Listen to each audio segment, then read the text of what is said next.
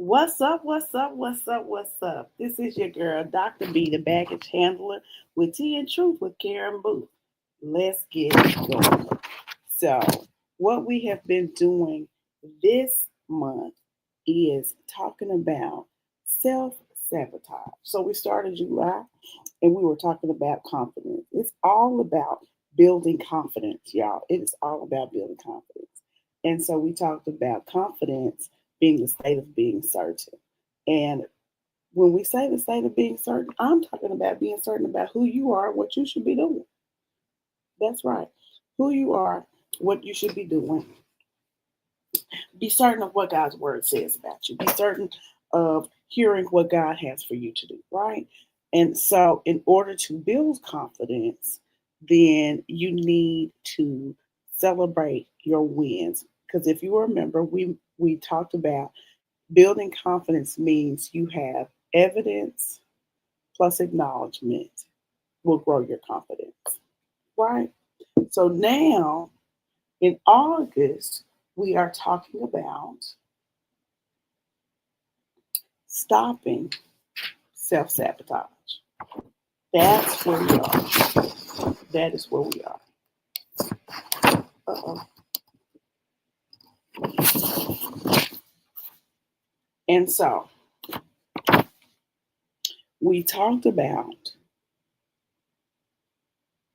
hey, Michelle Brown Russell. Look, tag some people on your raw. I am still on water because right now, water is better than tea because it's 100 some degrees outside. So let me know what's in your cup. All right. So, we talked about paradigms, we talked about childhood messages, we talked about trauma, we talked about repeated behaviors, we have talked about learned responses, and we talked about what did I learn and these habits and whether or not they cause us to self sabotage. Now, remember, self sabotage is basically making decisions that go against the goals that you have set for yourself. Oh, you're making some sweet tea today. Okay. So last week we talked about what did we learn and where did we learn these things, right? And I did miss Friday. I did miss Friday. I missed Friday because I thought that my face-to-face meeting was going to be over at about 3. And so it did not work out that way. And so we were so caught up in everything because that was graduation weekend for me. So we were so caught up and I did not see any messages. So I do apologize for not being communicative. So what I want to talk today is about, we identified where the patterns could have come from last week about what we learned when we were growing up. And so now we want to talk about interrupting the patterns that we have learned that have caused the behaviors. Because this all started, me starting along this whole lot, all started with me realizing that in June we were about headed into the halfway mark of the year, right? And it hit me that maybe some of the goals that we had set for ourselves, me included, maybe we hadn't achieved them. Maybe we had started on them, maybe we had dropped them, maybe we never started. And so I wanted to remind everyone that at that point, June was heading towards the halftime of the year. And so then July, we're at 6 months left. And so we started talking about confidence. And so now I'm trying to give you some tools to help you get started on your goals so that we can, when we hit the fourth quarter, we can hit the fourth quarter running, right? Jump down running, and let's not have another year where we don't at least start on the goals that we set at the beginning of the year. Because, the beginning of the year, it feels fresh, it feels new, it feels however it feels to you. And you say, it's a new year, I'm going to do something different. And you say you're going to do something different. But then your old decisions, your old behaviors take over and you don't make any progress. So what I'm doing now is trying to give you some tools to help you recognize your old behaviors. Because guess what? You do not have to be subject to those old behaviors. That's all I'm saying.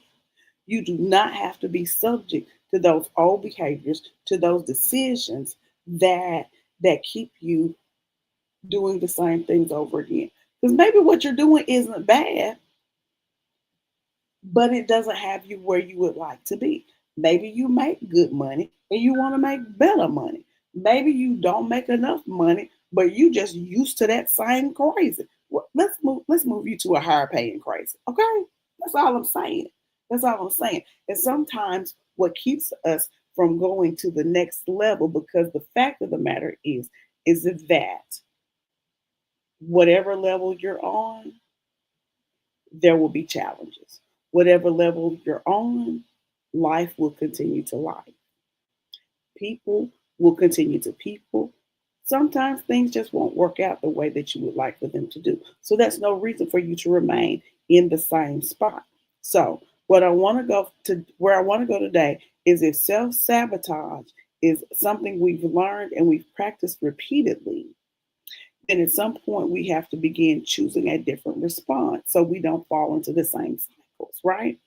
And so at the very place that we would do what we would normally do, we've done, we need to make a conscious, intentional, Michelle, effort to do something different. The pattern gets interrupted when I do something different at a place where I normally do what I've always done. What does that mean? What does that mean? That means that if I'm running along and then I hit a place of stress because ooh, here comes the opportunity, and that opportunity feels uncomfortable, and so instead of dealing with the uncomfortable, uh, instead of dealing with the uncomfortable, you avoid the opportunity, you get relief, and the uncomfortable, anxious feeling goes away. Well, what you would need to do something different is when the opportunity comes and the anxiety comes, the stress comes, the uncomfortableness of the opportunity, sit in it. Sit in it. If you always say, if you're a person who always says yes, if you're the person who always shows up for other people. Because I remember saying this, it may have been last week, it may have been the week before, but I was talking to you about um, being ruler over, uh, being master over a few things before he makes you ruler over many things. And so let's say that you have these things that you're supposed to do, but somebody always asks you to help them. And now you look up and they have moved higher and done things because you've helped them. They've moved higher. They've done on the higher grades and higher heights and greater grades. And you're looking and you're like, why did they get to go higher? And I helped them and I'm still sitting over here because you helped them master their few. And then they got to be ruler over many. And so the uncomfortable place might be the person comes and asks you for help. You have some things that you need to grow and build on your own. Hey, Lucretia, you have some things that you need to go and grow and build on your own. They ask you for help. Now, the people pleaser in you is like thinking, I should go help them because that's a great cause. But that time is right on top of the schedule that I had set for myself to work on my own stuff. And so instead of going, who I really need to work on mine, but I don't want to disappoint them. No, disappoint them. Disappoint them. Why? Because I guarantee you they'll find somebody else. And so you disappoint them. So the uncomfortable comes when you're sitting there going, oh my God, I disappointed them. They're going to talk about me.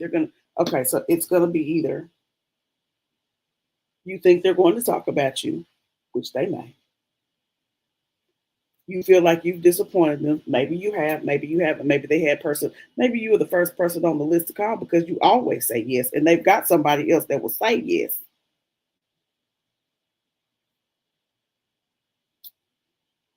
Right? So sit in this discomfort, right? Because it may not feel good at first. It may feel strange. It may feel uncomfortable. You may have a strong desire to call them back and say, you know what? I'll do it. Don't you do it? Don't you do it? Don't you go back to the self sabotage that you've been doing? Don't you do it? Okay. So when you don't do it, when you don't go back to the same self sabotage that you would do and be the yes person for the other person, celebrate that. I didn't go back and do the same thing that I always did. And I got to focus on my project for me. Because where were they? Are they saying that they will help you with your project? If they're not, then don't you go help them with theirs. That's what I'm saying. One of the things that you need to learn, there's this book that I have been reading. I've read parts of it. I need to go back and start over and read it from cover to cover. But there's this book called The Body Keeps the Score. And what it explains is that when you have habits and cycles of behavior, your body adapts to those behaviors and cycles and gets used to the response that you give it.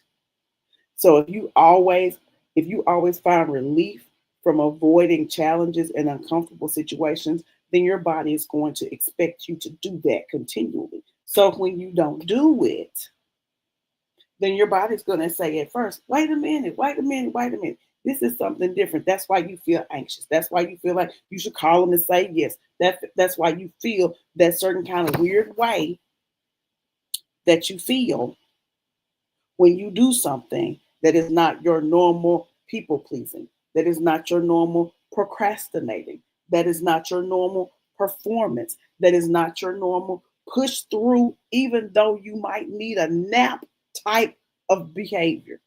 When you don't do that, you will feel some kind of a way. Now, I can't tell you how you're going to feel because everybody's different, right? So, this happens whether regardless of what form of self-sabotage you engage in. Self-sabotage takes so many forms. It's not just not doing what you set out to do. It's doing what ain't got nothing to do with what you need to accomplish. It looks like being responsible all over the place. It looks like being dependable. So you have to be sure that the behavior that you're engaging in is a behavior that helps you reach your goal. I didn't say don't ever help anybody. What I'm saying is have have you satisfied the goal that you set for yourself? Have you satisfied what you need to do to help you become master over a few so that you can be ruler over many? If those things are satisfied, then by all means help somebody else. But don't throw your stuff out the window to go help somebody else. See the difference there? Because let me tell you, there's this thing, I saw this post twice, and it's so true and it's so sad. And it's a post that this lady named June Christian posted. I've seen two people post it. And so it starts off saying this: America put Gen X on the closing shift at 10 years old, then built an economy around our inability to say no. And it goes on to talk about how we were the latchkey generation, how we came home at 10, 11, and 12. We had a key around our neck. We would get in the house, we would close the door, lock it. And whatever way your mama and daddy told you to come to communicate with them to let them know that you had made it home, you did that. Mine was just a phone call. Whatever it was, you call. And my Gen Xers know the rule. You call, you can't open the door for nobody. You can't have nobody over. And you had to start dinner and you had to clean up the dishes from the breakfast and you had to clean up the front of the house. And then if you had some siblings, you then became the substitute parent for about 4, 5, 6 hours till your mom and them got home. Right? And so we became substitute mamas, household managers, emotional regulators. This is what she's saying. Protectors before anybody protected them. Adults called us mature because adultification makes exploitation sound like a compliment. right?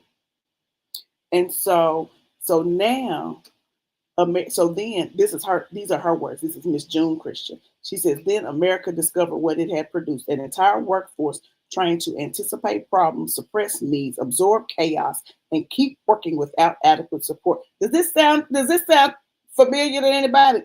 The neglected child became the dependable employee, the family fixer, the church workhorse, and the community crisis line. This is June Christian. Go look this up. She wrote this well. And so she talks about the employers that still profit from that type of training. They praise our resilience while increasing the conditions that require it. They call us natural leaders because the person who will perform 3 jobs for one salary sounds terrible in a recruiting brochure.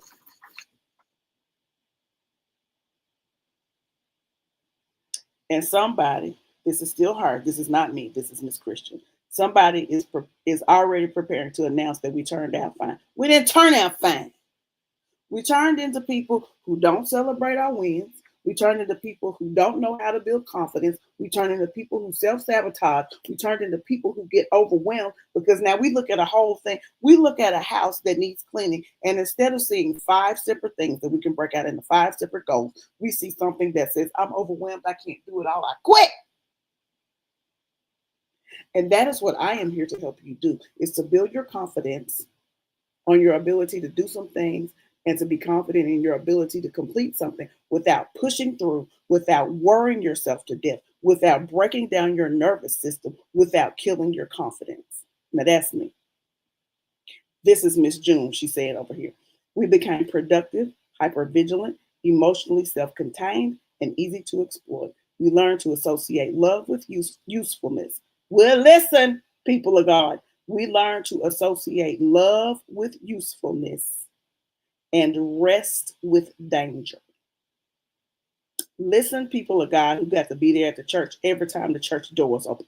We still feel guilty sitting down while someone else is struggling, even when that person created their own struggle, ignored 6 warnings, and has functioning hands.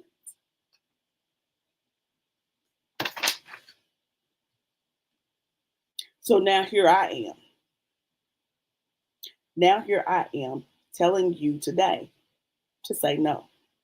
Here I am telling you today it's okay to rest because rest is a requirement. My friend Jessica Pontu said to me the other day, God didn't rest because he needed to. He rested because he could. Because he's God. He doesn't need rest. But what did he do? He took some rest. On the 7th day, he rested because he could. You can too, my friend. You too can say no. You too can stop self sabotaging. You too can make decisions that allow you to operate in integrity to yourself. You too can make a change in your life that allows you to be productive for yourself. Because the best way for you to be good for somebody else is to first take care of you. You can't throw a lifeboat, you can't throw somebody a life jacket and you drowning. You can't do it. No is a complete sentence. Self sabotage is not necessary. You don't always have to be the sacrificial lamb. You do not have to be that. What you need to, hey, Dr. Armstrong, how are you doing? Whatever pattern of self sabotage you have been engaging in, you have permission to stop. You have permission to stop saying yes when you really need to say no. You have permission to set small goals so you won't procrastinate. You have permission to take something that seems overwhelming and break it down into one thing at a time. You have permission to pace yourself. You have permission to not push through when you're already exhausted. You have permission to do all of those things and still be successful and still manage to be the master of a few so that God can take you to be ruler over me. Because we're still building confidence, we're still stopping self sabotage, and we're still heading towards completing the goals that we set for this year when we made our New Year's resolutions. When we said, I'm going to lose 20 pounds, when we said, I'm going to take another class, when we said, I'm going to start another business, when we said, I'm going to get out of debt, when we said, I'm going to create better bonds with my friends. When we said all of those things and we meant them, the thing that was missing was how to change the behavior that you have engaged in all of your life. How to change the behavior that kept you from being able to achieve the goals that you set year after year after year. And you look at your list of things at the end of the year, and you're like, how did I not do any of this? I've been busy all year. You've been busy all year. But have you been self sabotaging? Have you been procrastinating? Have you been people pleasing? Have you been performing? Have you been busy but not productive? Because that's what you've always been, because that's what you learned growing up, Gen Xers. So I want you, first of all, I also want you to like, tag, and share this video. That's what I want you to do. In addition, but what I want you to do is take a moment and look at what you might have said that you wanted to complete for yourself. And I'm gonna let you go. I want you to look at what you said you were going to complete for yourself at the beginning of the year. What was the goal that you said you were going to achieve? If you didn't set none, set one. You still got September, October, November, December to achieve something. Because maybe you didn't feel like setting a goal at the beginning of the year. I know that life had life real good on me, and I did not set not one goal at the beginning of the year. My goal at the beginning of the year was to get through the next day, one day at a time, because I had some real emotional challenges. So let me celebrate me, because I'm still here, one day at a time, 8 months later, with a completed doctoral degree and a 58th birthday this month. So let me say, I celebrate me for all that I've accomplished. Include get okay, Kim. So get your next book published. So you need to write down what needs to happen and set a deadline to see what is the goal, the date for getting your next book published, and start writing your goals for that. Right. So what you need to do is celebrate what you've already accomplished and see what it is that you wrote down that you were gonna accomplish. Michelle, we might need to have another conversation, because you done had a goal for quite some time, and we've been trying to work on it. So we might need to see if there's another way. I'm just saying. So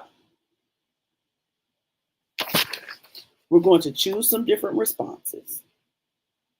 We're going to acknowledge that our body might have a reaction when we don't do the same thing that we've always done.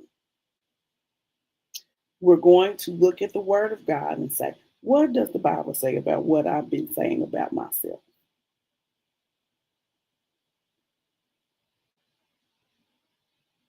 And how I can achieve the goal. And know this, you don't have to change your whole life today. You don't have to identify every pattern that you have ever developed and fix everything that you have been thinking before you go to bed tonight. That's my issue. But sometimes I think I need to do it all at once, and I don't have to.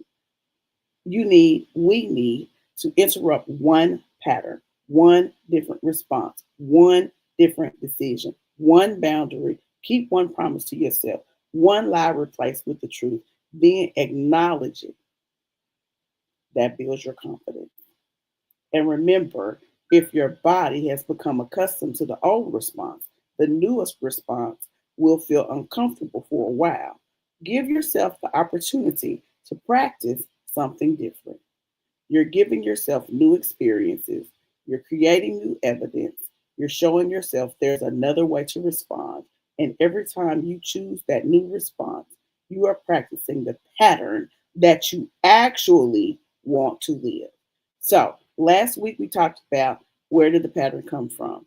Now we're saying, I recognize the pattern, I can interrupt it. You don't have to condemn yourself for learning the old pattern. The old pattern might have been useful once upon a time, but you don't have to be committed to that pattern. So this week we're going to find one place where you change what you normally do. Okay? Might feel uncomfortable, might feel unfamiliar. Do it anyway. Acknowledge what you just did, give yourself the evidence, and do it again because eventually what was once unfamiliar can become a new pattern. So we're going to talk about patterns for about, another few times, and then we'll see where we go on next. Okay? So until next time, which will be on Freedom Friday, this is Dr. B, the baggage handler, signing off, and I will see you on Friday.